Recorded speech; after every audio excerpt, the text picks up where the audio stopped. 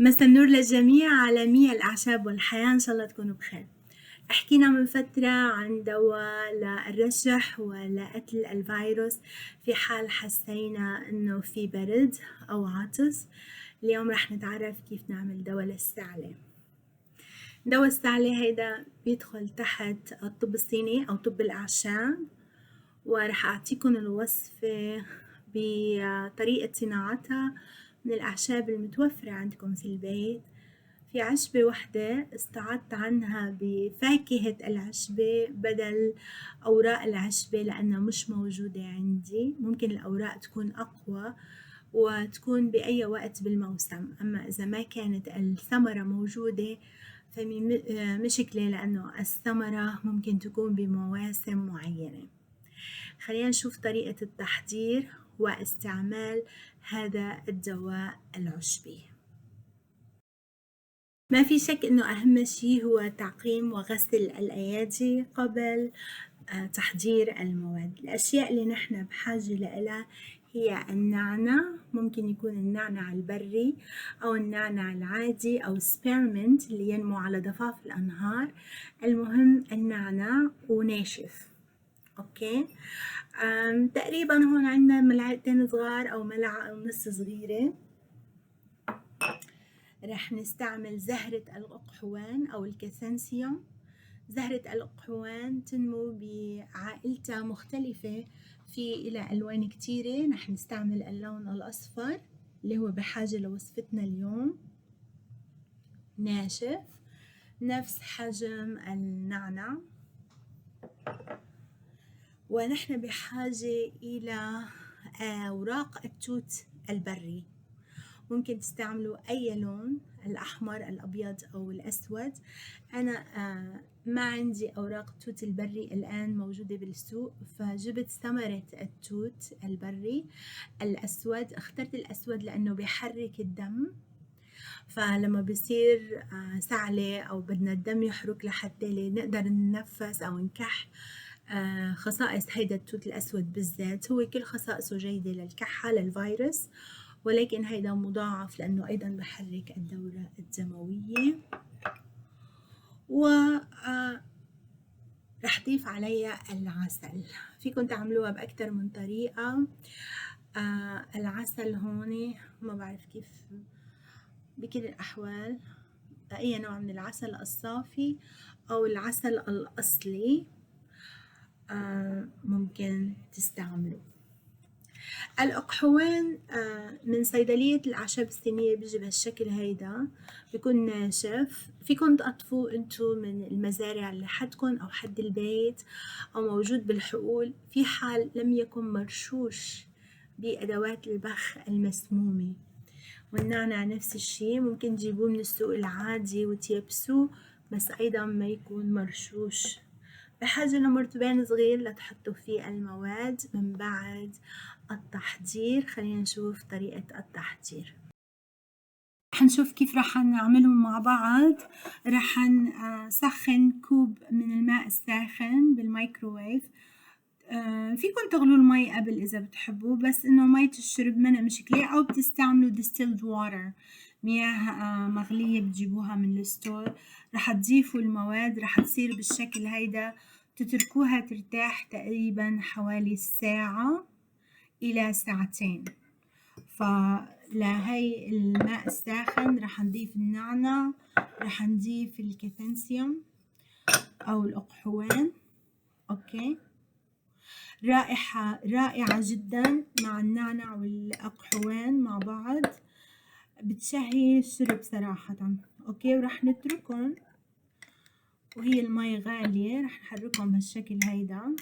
أوكي، رح نتركهم من الساعة إلى الساعتين، إلى أن كل شوي نحركهم ليطلع الزيوت العطرية وخصائص المواد الموجودة لحماية الجسم بالأعشاب.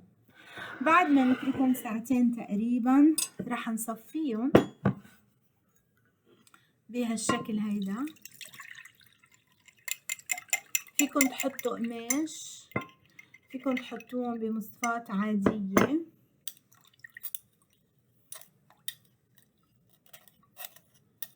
طبعا العشب أكتر من الماء لأنه بدنا خلاصة تكون تقيلة شوي.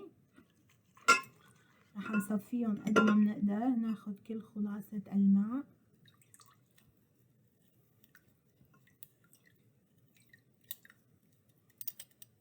فينا نضيفهم على هولي كمان، نرجع نستعملهم المرة الجاية، وفينا نغليهم مثل المرة الماضية غليناهم بالإبريق السيراميك الخاص كان للدواء. فيكم تعملوا نفس الشي أيضا، بيعطي رائحة جميلة للبيت.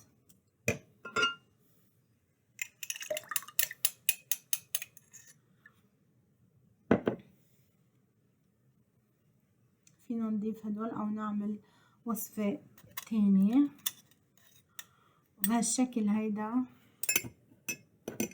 بيكون صاروا جاهزين. من بعد ما قلنا تقريبا ساعة إلى ساعتين نتركهم يرتاحوا حسب الحاجة.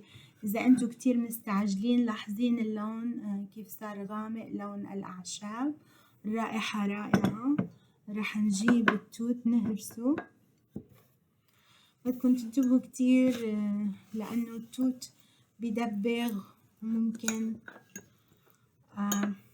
يعلم على التياب، فأفضل إنه ما تكونوا لابسين تياب ألوانها فاتحة أو تحطوا مريول أو شيء. اوكي، بهالشكل هيدا. لازم التوت يكون مستوي. إذا ما لقيتوا الورق، إذا لقيتوا الورق الأفضل استعمال الورق. كمية التوت رح تكون نفس كمية الأعشاب، يعني حطيت ملعقتين هو أيضا بدهم صغار، بدهم يكونوا نفس الحجم. حطيت ملعقة بدهم يكونوا نفس الحجم تماما، الحجم اللي كان بالأعشاب. اوكي، إذا بتحبوا التوت أكتر فيكم تضيفوا أكتر، بتحبوا النعناع، المهم إنه الأعشاب تكون موجودة. هيدا النوع من الأعشاب. بس النصيحة إنه نحافظ على نفس الوصفة لأنه بالنهاية نحن عم نستعمله كدواء. أوكي، بيبقى عنا العسل اللي رح نضيفه. وهيك صارت وصفتنا تقريبا جاهزة للخلط والطهي.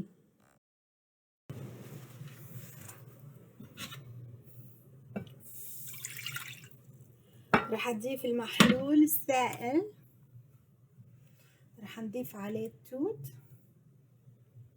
اوكي، ومتى ما بلش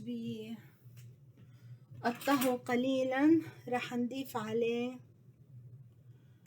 العسل بس يغلي شوي، لأنه العسل ما بدنا اياه يغلي حتى ما تنتزع خصائص العسل.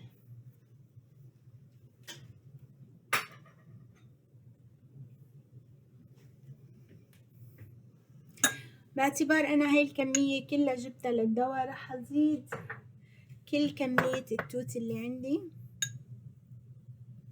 اوكي، التوت بالأحوال العادية إذا أكل بيساعد على الدورة الدموية، على التنشيط، على قتل البكتيريا. من الفواكه اللي مش كتير صراحة معروفة قيمته، تكون صريحة معكم، أو خصوصا إنه بري مش دايما متوفر وموسمي. اوكي، اللي ما بحب البذور الموجودة بالتوت بيقدر يصفيه، بس مشكلة لأنه حتخسروا الكثير من خصائصه. بلش يغلي اوريدي، رح اتركه يغلي دقيقة ورح وطي عليه لأنه أنا بحاجة لأنه ما يغلي كتير، هو بس المهم يتجانس مع بعضه البعض. ما بعرف إذا مبين عليكم. بيهمني الخلاصة ما بيهمني الماء. اوكي،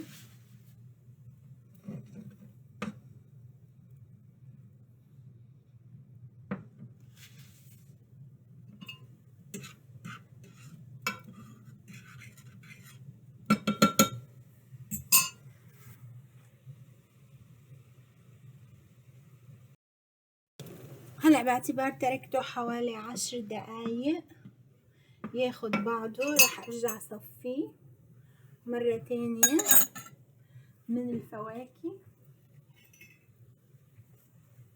من ثمرة التوت. اوكي، مشان نضيف عليه العسل.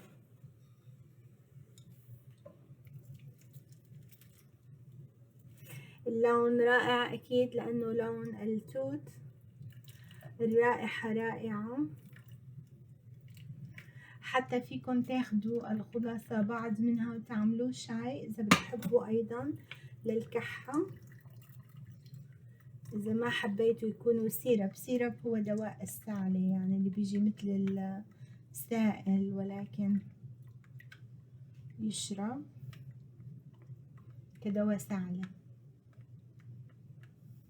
اوكي بالشكل هيدا صار عندي السائل او المحلول. اذا شايفين لونه كيف صار تقريبا غامق، لون التوتي. وكل شي رح اعمله هلا رح ضيف عليه العسل. العسل لانه بيقتل البكتيريا، بيساعد على ايضا قتل الفيروس، تقوية المناعة. اللي ما بحب العسل ما ضروري يستعمله. التوت احيانا بيجي حلو، احيانا بيجي حامض، احيانا بيجي باين. فاللي بحب نكهة او طعمة التوت منا مشكلة، ما بحاجة يضيف للعسل. هلأ رح ارجع الخليط بس شوي، بس ليسمك على نار هادئة لحتى يسمك شوي من بعد إضافة العسل، مع المحافظة على خصائص العسل.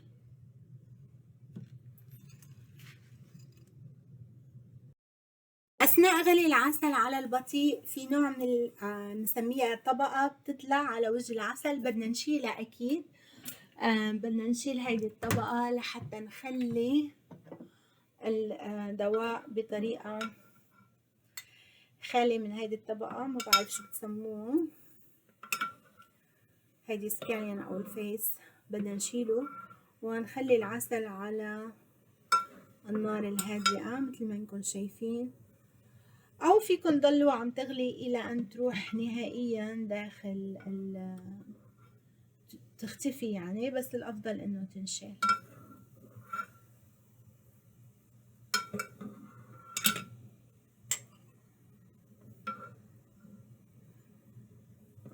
اوكي، وبضل الغليان على النار الهادية.